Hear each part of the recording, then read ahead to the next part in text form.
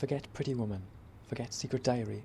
The real face of prostitution is far less glamorous, with roughly 600 prostitutes in Cardiff and up to 60 women trafficked into the city at any given time.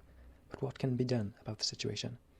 These women have been physically, emotionally and sexually abused from when they were little girls. Well, I don't think they'll ever be stopped. Is there enough involvement from support agencies or the police? I'm on a mission to find out how these girls can be helped. These Girls of Grangetown. Like many places in Wales, Grangetown in the west of Cardiff isn't without its share of problems, with confirmed reports of fly tipping and general unrest. But perhaps more recently, stories have started appearing in the newspapers. There is a new problem to worry about. Some months ago, trouble started stirring on the Grangetown streets. Neighbours and local residents started complaining about the prostitution and curb crawling that was happening in the area. It seemed as though the peace was well and truly shattered, with cars being left in the lanes behind houses and town pride at an all-time low. But soon afterwards, things started to change. Investigations were conducted and the police launched Operation Montero to increase patrols and to refer sex workers to external support agencies, one of these agencies being Street Life, near Cardiff Bay. Street Life's a harm reduction project. We work with street-based sex workers. We're part of a forum. There's the Cardiff Sex Workers Forum. The forum started about 2 years ago, and it's a multi-agency meeting with professionals from health, probation, the police. We drive around the red light district. We've got a very recognisable van, and the women come up to us to use our service. We provide condoms, attack alarms, refreshments. If a woman, for example, breaches probation, then we can sort of come to some arrangement that she's not sent to prison, because we find that women who are sent to prison often lose their children go into the care of the local authority, they lose their accommodation, they come back out of prison, and it's a vicious circle. This change in policy has been called softer but more intelligent, aiming to improve the quality of life for residents, but also for the sex workers themselves. So what of police and Plaid Cymru? Cardiff, Cardiff, like any other city in the country, will have an issue with prostitution. I think the picture is quite sporadic and it's very difficult to pin down firm statistics on what is happening here in Wales. It's one of those things that I think goes under the radar quite a lot, because many women don't want to identify themselves in the sense that they don't want to tell people what they do, and then they don't seek help for their families, for their children and for themselves, so they get into that cycle of poverty then. So I would say that it's probably very prevalent out there, but it's very difficult to pin down, and I hope that there are new strategies in place now that can change that. If you look at the areas like the Tap Embankment, where there's a lot of housing, people are obviously not very happy with it down there. It has an impact on their lives. They don't want their children seeing it. A lot of the women that we work with are controlled by pimps. The women don't consider them to be pimps, they consider them to be the partners, boyfriends. A lot of this organised crime, an awful lot of prostitutes now in the area of Eastern European. So you've got the concern about the fact that they're being brought over just for prostitution. Some of the women are migrant sex workers. They might come down from the valleys, for example Swansea, Ponty, Newport. It's an easy income. Basically, they use young girls, vulnerable girls, and especially if you're on about the girls who are coming in from abroad, Eastern European, they're easily used. Basically, people can control them.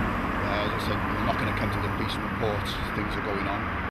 Prostitution in Grangetown has certainly had its effect on local people. The staff of set office supplies, just a short walk from the Taff Embankment, have had their share of traumatic experiences. We were continually disrupted by cars and people curb crawling, should I say, around the building, and then prostitutes then would pick up their clients, park in the lane, and basically just do whatever they wanted to do. Eventually we had to put a wall between two buildings to enclose a courtyard that they frequented quite often. We even put outside lights up to try and put them off, etc, etc. And when one of my girls, one of my employees, was waiting for a lift, we'd all gone. She was waiting for a lift, literally a second, between the time that we left her, someone approached her and accused her of prostitution and standing on her patch and threatened to hit her.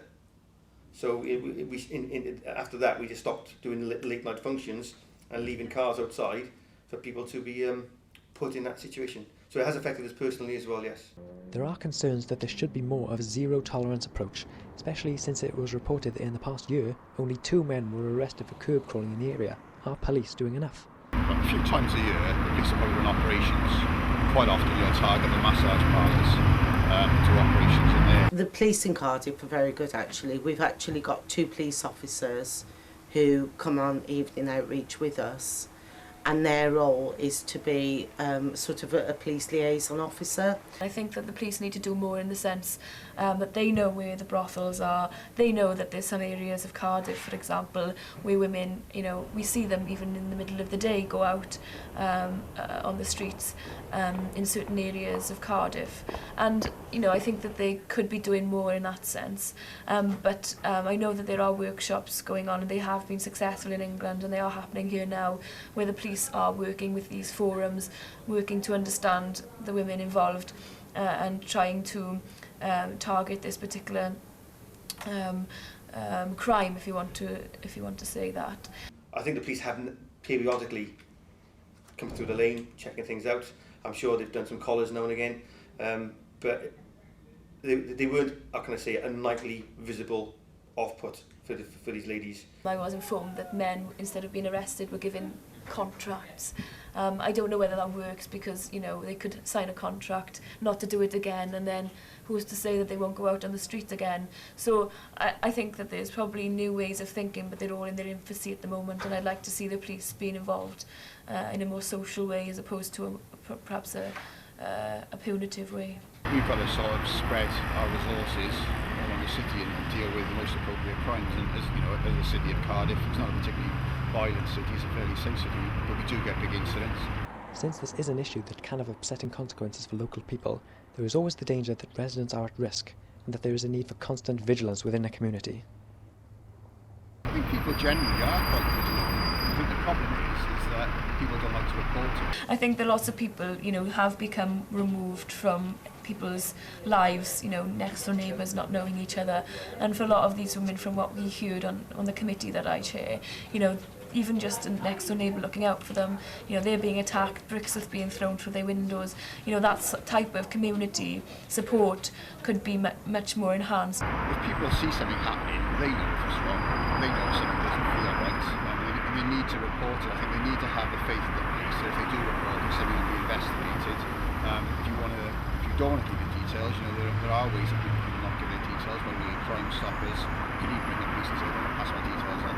I think people need to have the faith that, you know, we will investigate things and there won't be repercussions. But we've all got a responsibility, I think, and again, the media should be highlighting it in a way which is questioning all of these issues, as opposed to glamorising it, which I'm afraid the media does all too often. This story has collided with claims from the English Prostitutes Collective that prostitution should be decriminalised. Such a thing has happened in Sweden, but would it be the right thing to do here in Britain? My only worry with them decriminalising it is that it will become something that would be acceptable for them to do as a job for the rest of their lives, or for a longer period of their lives. And, you know, as somebody who campaigns on women's rights, and, you know, somebody who, you know, is a feminist, I feel, you know, the whole sexualisation of women is something that we need to question, and I don't think prostitution aids that. 2 of the women who are in those houses at the moment have exited prostitution. One has a child, and they're no longer out working on the streets. In fact, they don't work at all. The other 2 women are having the support. One of the women, okay, well, you know, we see her in the daytime, the project worker sees her in the daytime. She hasn't been seen on outreach for many, many months. And the other woman, her, you know, her sort of frequenting the streets is lessening as she's getting more support, and she's got stable accommodation. It's never going to stop, you know, it is illegal, and that's why it's being driven underground basically. That's why it's going on in side streets, industrial estates. But I don't think it will ever be stopped. With a new change in police policy and the continuing support of agencies like Street Life and Women's Aid, it seems as though the streets are becoming a safer place. Taking a more supportive approach, rather than just arresting wrongdoers, seems to be inspiring some sense of town pride once again.